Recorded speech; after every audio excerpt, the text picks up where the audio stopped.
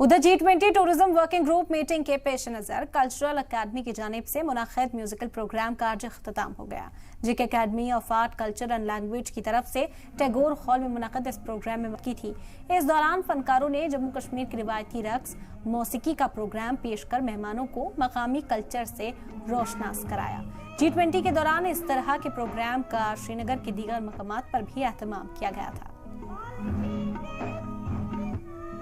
इस यूटी के लिए अपने खिते के लिए भी काम करेंगे और अपनी जो इक्तिसादी हालत है उसको भी बेहतर बनाने के लिए काम कर सकते हैं।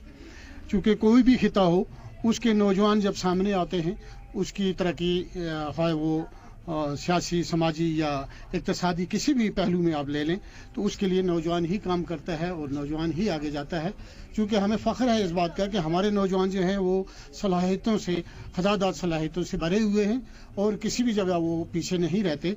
तो आज की ये जो G20 की मीटिंग हुई है चूँकि ये टूरिज़म के हवाले से हुई है और इस हवाले से रियासती कल्चरल अकेडमी जो है साबका रियासत और आज की यूटी, तो मैं कहना चाहूँगा कि पिछले 5 दिनों से ये इस मीटिंग का जो सेलिब्रेशन है डेलीगेट्स की सेलिब्रेट करने के लिए कल्चरल अकेडमी ने टैगोर हॉल में और मुख्तलिफ बाकी पब्लिक प्लेसेस में भी अपने सकाफती और कल्चर प्रोग्राम का इनेकाद किया है।